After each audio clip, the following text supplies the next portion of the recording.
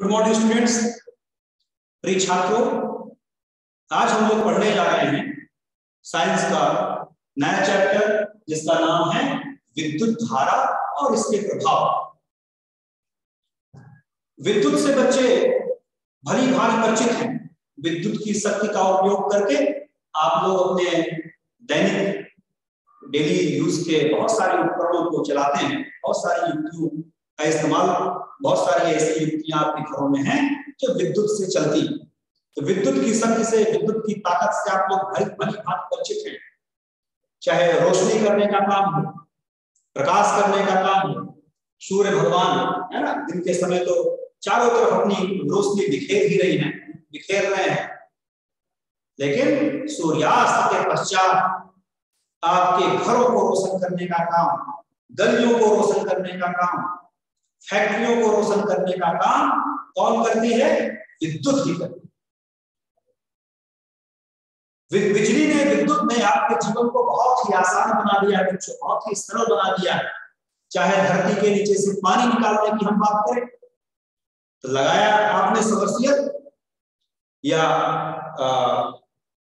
कोई भी पंप आपने लगाया और धरती के नीचे से, कुएं से आप पानी धरातल पर ले आए, अपने उपयोग के लिए ले आए। इसी प्रकार नलों के पानी को छत पर रखी टंकी पर चढ़ाना हो तो वहां भी विद्युत का इस्तेमाल होते आप लोगों ने देखा। तो जगह जगह विद्युत का इस्तेमाल आजकल होता है। विद्युत के बिना हमारा एक रोजमर्रा का काम की कल्पना हम लोग नहीं कर सकते। कल्पना कीजिए कि कुछ दिनों के लिए लाइट चली जाए, आपके सारे काम रुक जैसे जाए। चाहे आटे का काम हो, खाना बनाने वाले काम, वो भी रुक जाएंगे। आटा भी आजकल तो चक्कियों में पीसा जाता है।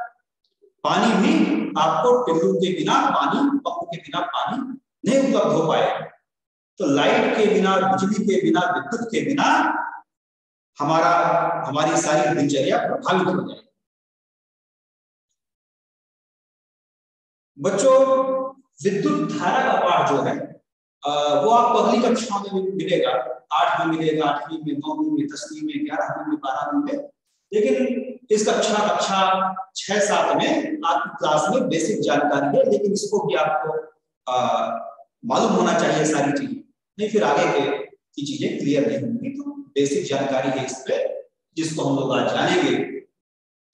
तो सबसे पहले तो ये जान लें बच्चों, यदि अचानक से आपके घरों में रात में लाइट चली जाए तो आप तुरंत क्या जलाते हैं? टॉर्च जलाते हैं। टॉर्च सभी बच्चों ने देखी होगी। मोबाइल वाले टॉर्च की बात नहीं कर रहे हैं, तो हाथ में लेकिन इसका सेल का इस्तेमाल होता है। तो टॉर्च में क्या लगे होते हैं?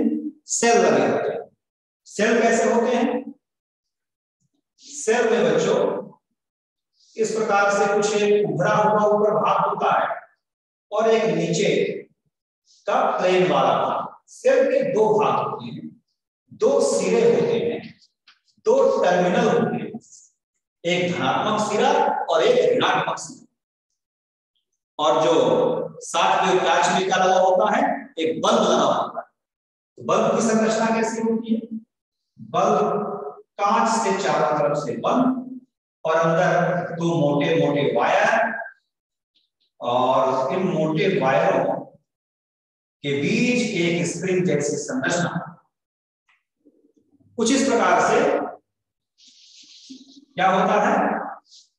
बल्ब होता है। बल्ब में ये फिलामेंट लगा होता है, तंतु लगा होता है।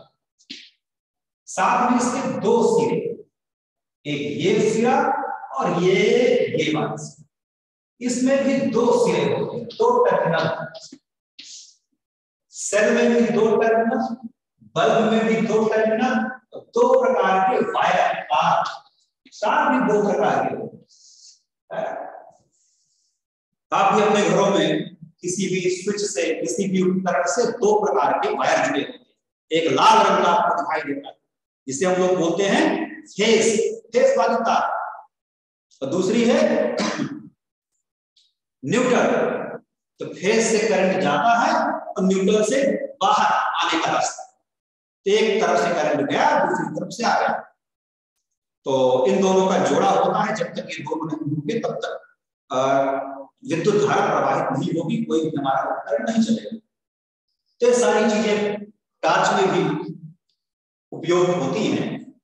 यदि हम सेल की बच्चों बात करें, सेल में भी दो सिरे हैं और उपयोग की दृष्टि से अलग अलग प्रकार के आप लोग सेल भी देख रहे होंगे, कुछ बड़े आकार के सेल, कुछ पेंसिल नुमा सेल, पेंसिल सेल जिन्हें बोलते हैं, जो घड़ी पे रिमोट पे इस्तेमाल होते हैं, कुछ बटन के आकार के सेल जो आपके थर्मामीटर या घड़ियों में इस्तेमाल किए जाते हैं या खिलौनों में इस्तेमाल होते हैं। तो विद्युत के अवयवों को, इसी प्रकार के विद्युत के जो अवयव हैं, इनको आपके बुक में कुछ प्रतीकों के माध्यम से बताया है। और साथ में चीज और टास्क में होती है जो मैं भूला जा रहा हूं, स्विच यानी बटन, है ना, स्विच, स्विच इसी को हम बोलते हैं कुंजी, कुंजी या बटन। तो बटन भी लगी होती है, जिसे आप इस प्रकार की बटन जिसे आप ऑन ऑफ कर सकते। इन्हीं सब चीजों को कुछ प्रतीकों के द्वारा निरूपित हम लोग कर सकते हैं, कुछ प्रतीकों के द्वारा दर्शा सकते हैं। और आपकी बुक में भी कुछ ऐसा बताया गया है, आपके पास भी साइंस की बुक होगी, पेज नंबर 170 में हम लोग देख रहे हैं।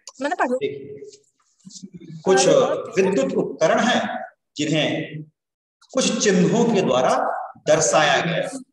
इसके क्या चिन्ह होते हैं, इसको ब्लैक बोर्ड भी देखिए। जैसे बच्चों सेल की बात करें, ठीक है, सेल को हम कैसे चिन्ह से दिखा सकते हैं, एक लंबी लाइन और एक छोटी लाइन, ठीक है। तो एक लंबी लाइन और एक छोटी लाइन, एक हो गया धनात्मक सिरा और एक हो गया ऋणात्मक सिरा। गलती से बच्चे कभी कभी भूल जाते हैं या भूलवश गलत चिन्हित कर देते हैं, इसको ध्यान, जो लंबी लाइन वो धनात्मक सिरा, तो छोटी वाली ऋणात्मक। क्योंकि देखें ये धन वाली, धन का जो चिन्ह है, जो प्लस है, इसको यदि हम अलग अलग कर देंगे, धन के चिन्ह को क्या करेंगे अलग अलग, इसको भी और ये वाली लाइन को भी इसी में जोड़ देंगे, बन जाएगी लंबी लाइन। और इस लाइन को सीधा करेंगे तो छोटी ही रहेगी, यानी धनात्मक के लिए लंबी लाइन। इस तरह से आप इसे याद रखें बच्चों। कई बार हमें ज्यादा बोल्ट के सेल की आवश्यकता पड़ जाती है। कई बार आप ऐसे खिलौने होते हैं आपके पास जो एक सेल से नहीं चल पाता। ये हमारा सेल मान लीजिए है, कितना है 1.5 वोल्ट, और हमको खिलौना चलाने के लिए चाहिए 6 वोल्ट की बैटरी, 6 वोल्ट का करंट चाहिए। तब हमें कई सेलों को आपस में जोड़ना पड़ेगा। जब हम कई सेलों को आपस में जोड़ देते हैं तो बन जाती है हमारी बैटरी। क्या बन जाती है? बैटरी, विद्युत सेल से बैटरी। इस भाग को आप ब्लैक बोर्ड पे, हाँ ठीक है, दिखाई दे रहा है भाग। इस सेल को हम कुछ इस प्रकार से करते हैं, ये लीजिए, इसको ऐसे कनेक्ट कर दें। इसका अगला भाग ये, पिछला भाग ये, दूसरी बैटरी, दूसरा सेल ये, विद्युत सेल ये हो गया, और ये तीसरा सेल ये हो गया। इस तरह से बच्चों जब हम कई सेलों को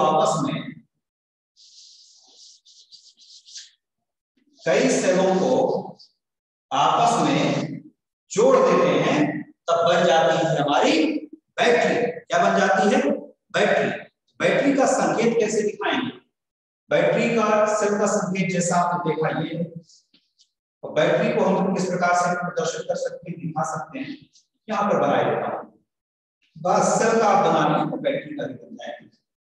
एक छोटी लाइन, फिर एक बड़ी लाइन, फिर एक छोटी लाइन, फिर एक बड़ी लाइन, फिर एक छोटी लाइन। इस प्रकार से आप बैटरी को संकेत द्वारा प्रदर्शित कर सकते हैं, निरूपित कर सकते हैं। विद्युत बल्ब को कैसे दर्शा सकते हैं? विद्युत बल्ब को बनाने के लिए क्या करेंगे? एक ऐसे लाइन, फिर यूं, और फिर ऊपर से कांच से बंद। तो विद्युत बल्ब को आप इस चिन्ह के द्वारा, इस संकेत के द्वारा दर्शा सकते हैं, निरूपित कर सकते हैं। थोड़ा सा इसको और संशोधित कर दीजिए।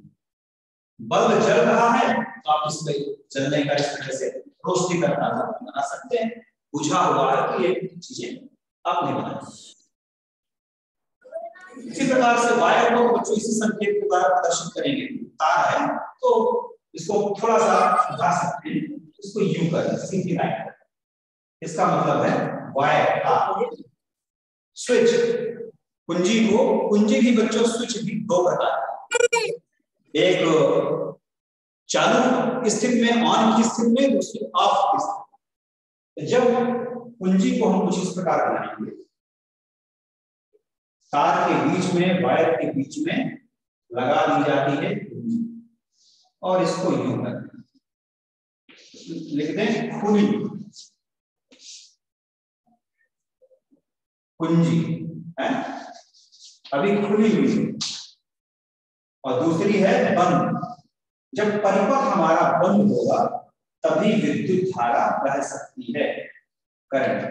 ये बंद,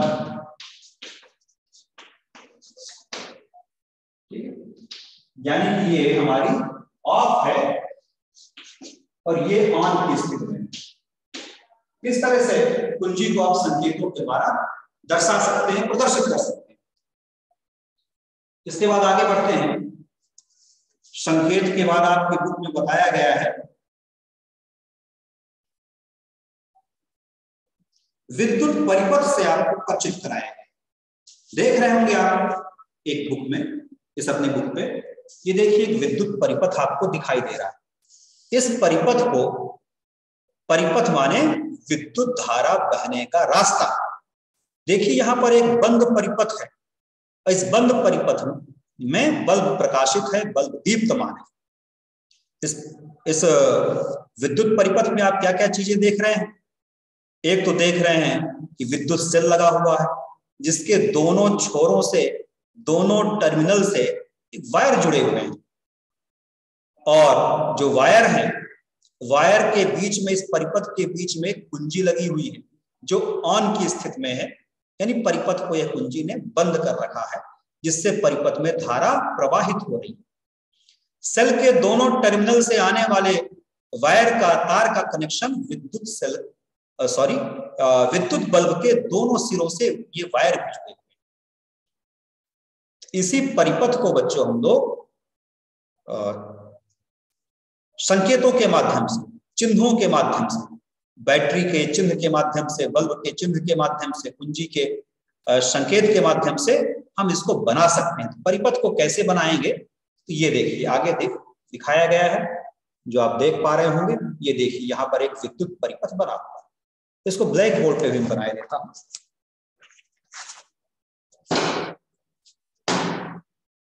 तो विद्युत परिपथ आप इस प्रकार से बना लीजिए। ये बीच पे आपको लगा देना है, क्या लगा देंगे? बल्ब लगा देना, ये लीजिए, और ये फिलामेंट, इसका फिलामेंट टंगस्टन का बना होगा, इसका बना होगा टंगस्टन का। और ये देखिए इसको बल्ब हमने बना दिया। बल्ब बनाने के बाद इसमें बैटरी की आवश्यकता है। एक बैटरी, यानी बैटरी लगा दें, फिर एक सिंगल सेल लगा दें। इसके बाद बीच में आपको लगा देना है स्विच, कुंजी। कुंजी को ऑन नहीं करना है, वो ऑन की स्थिति में रखना है, ऑफ नहीं करना है। परिपथ हमारा बंद हो। देखिए ये बन गया आपका एक विद्युत परिपथ, ऋण का चिन्ह हो गया। यहाँ पर हमारी कुंजी हो गई, यहाँ बल्ब हो गया, और यहाँ बैटरी। लिख भी सकते हैं कुंजी या स्विच, और यहाँ पर बल्ब हो गया। ये तार है, और ये यहाँ पर सेल, विद्युत सेल। इस तरह से आपका विद्युत परिपथ। चलिए आगे बढ़ते हैं।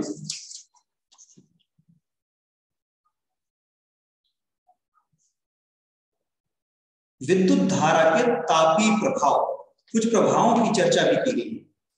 तो विद्युत धारा का तापीय प्रभाव क्या होता है इसके बारे में बताया गया है। बच्चों जब भी किसी तार में करंट बहता है, विद्युत धारा बहती है, तब क्या है वो करंट तो बहता है, साथ में वो तार हमारी गर्म हो जाती है। हम बल्ब की ही बात ले लें, विद्युत बल्ब की बात ले लें। कई बार आपको विद्युत बल्ब को एक कमरे से या एक स्थान से, एक होल्डर से दूसरे होल्डर में कई बार लगाना भी पड़ जाता है। मान लीजिए जहां जिस रूम पे ज्यादा प्रकाश की आवश्यकता है, वहां का बल्ब फ्यूज हो गया, खराब हो गया, आप क्या करते हैं, दूसरी जगह जल रहे बल्ब को हम निकालकर अंदर के कमरे में या ज्यादा आवश्यकता वाले कमरे में लगाते हैं। तो आपने देखा होगा, या आप अभी छोटे हैं तो हो सकता है आपने अनुभव किया हो, लेकिन आपने घर वालों को देखा होगा कि कपड़ा लेकर बल्ब को निकालते हैं, क्योंकि बल्ब हो जाता है गर्म। तो जब बल्ब में विद्युत धारा प्रवाहित होती है, बल्ब से दो चीज, एक तो रोशनी तो निकल ही रही है, साथ में वो गर्म भी हो रहा है। गर्म होने की हमारा काम तो उससे बल्ब से रोशनी देना ही है, लेकिन साथ में करंट बहने से, धारा बहने से बल्ब हमारा गर्म भी हो। यही विद्युत धारा का तापीय प्रभाव। इसी प्रकार विद्युत धारा के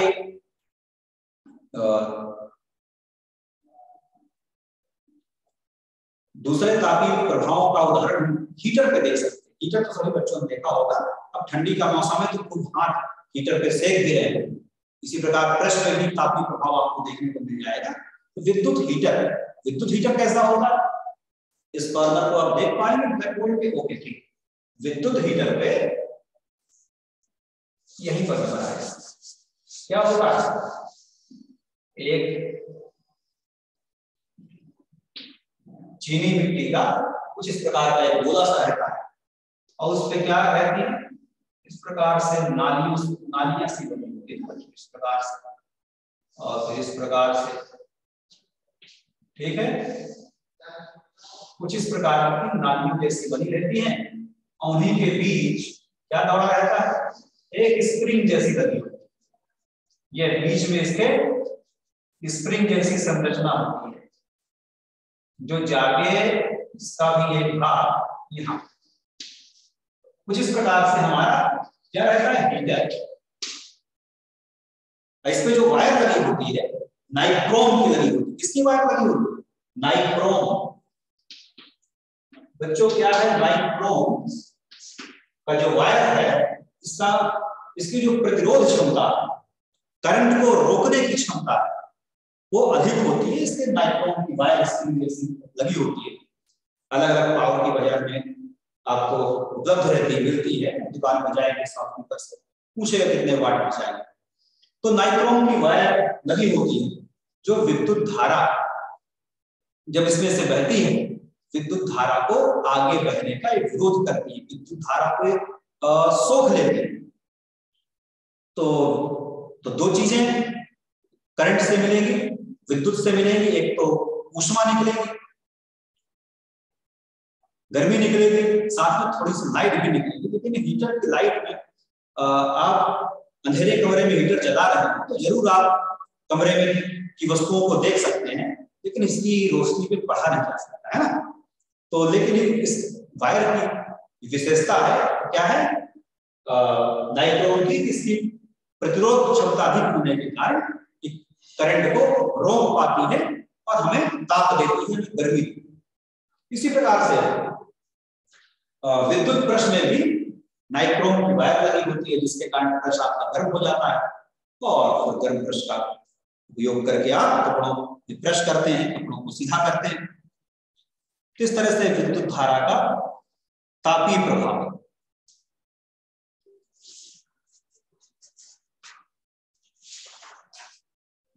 इसके बाद बच्चों चर्चा की गई है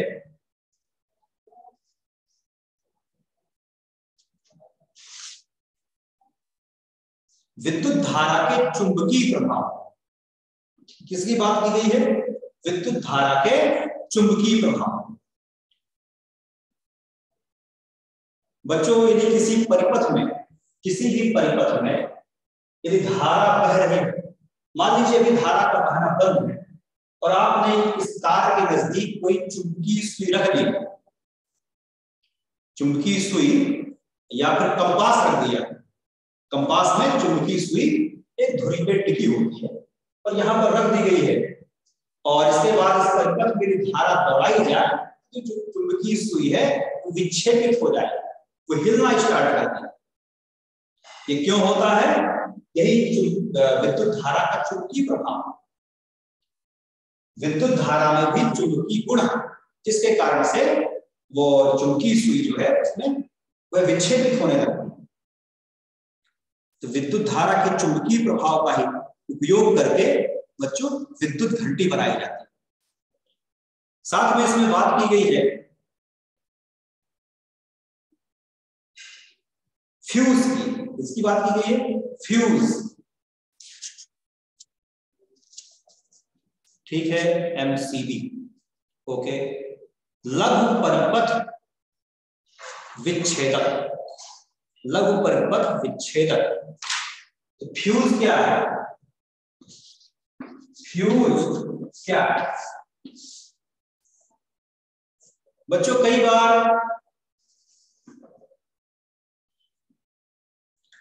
हमारे घरों में किसी कारणवश जितनी हमारे घरों को विद्युत धारा चाहिए उससे अधिक विद्युत धारा, उससे अधिक वोल्ट की विद्युत धारा हमारे घरों में सप्लाई हो जाती है।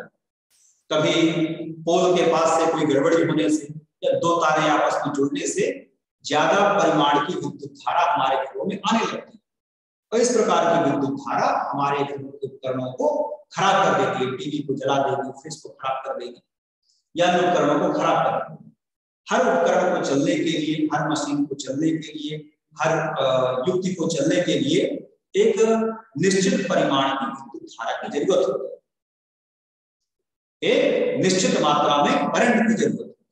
उससे कम करंट है तो वह फिर मशीन नहीं चलेगी। किसी प्रकार से आपका खिलौना, मान लीजिए आपके खिलौने में 4 सेलों का इस्तेमाल किया गया, तो फिर आपका खिलौना 2 सेलों से नहीं चलेगा, या फिर आप ज्यादा उसे करंट देंगे तब भी वो खराब हो जाएगा। तो हर उपकरण को चलने के लिए एक निश्चित परिमाण की विद्युत धारा की आवश्यकता होती है। तो ज्यादा यदि करंट आपके घरों में सप्लाई हो गया तो आपके घरों के उपकरण खराब हो सकते हैं। तो उनको खराब होने से बचाने के लिए एक विच्छेदक, एक युक्ति उपयोग की जाती है जो परिपथ को तोड़ देती है, उसे हम लोग बोलते हैं फ्यूज। पुराने समय में कुछ इस प्रकार के फ्यूजों का इस्तेमाल होता था, जैसा कि आपके बुक में भी चित्र बना हुआ है, देख रहे हो। पहले इस प्रकार के फ्यूज इस्तेमाल होते थे।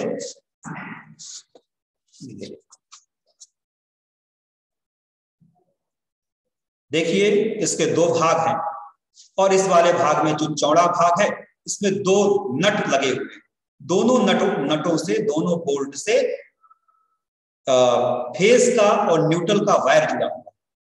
तो इसके पीछे से वायर जाते हैं, जो आप वायर को नहीं देख पा रहे हैं, 2 पॉइंट दिख रहे हैं, दोनों में अलग एक फेज वाला पॉइंट है, एक न्यूट्रल वाला पॉइंट।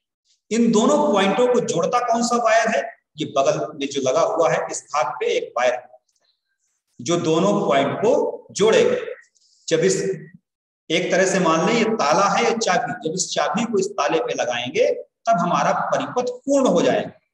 लेकिन किसी कारणवश यदि ज्यादा विद्युत धारा आपके घरों में सप्लाई हुई तो जो ये वायर है ये गलकर, पिघलकर टूट जाएगा और हमारा परिपथ भी टूट जाएगा और हमारे घरों में लाइट आना बंद हो जाएगी।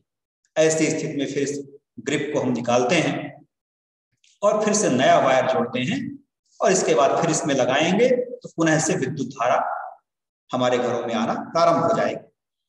तो यह एक ऐसी युक्ति है जो अधिक विद्युत धारा को हमारे घरों में नहीं आने देती, जिससे विद्युत उपकरण हमारे क्षतिग्रस्त होने से बच जाते हैं। इसकी जगह में बच्चों आजकल नए फ्यूज आ गए हैं जिन्हें हम लोग एमसीबी बोलते हैं। ये देखिए कुछ इस प्रकार के फ्यूज आप लोगों ने देखे होंगे, ये देखिए। तो इस प्रकार के फ्यूज आजकल घरों में आ गए हैं। किसी भी घरों में अधिक विद्युत धारा सप्लाई होने पर ये जो एमसीबी है क्या है, गिर जाती है।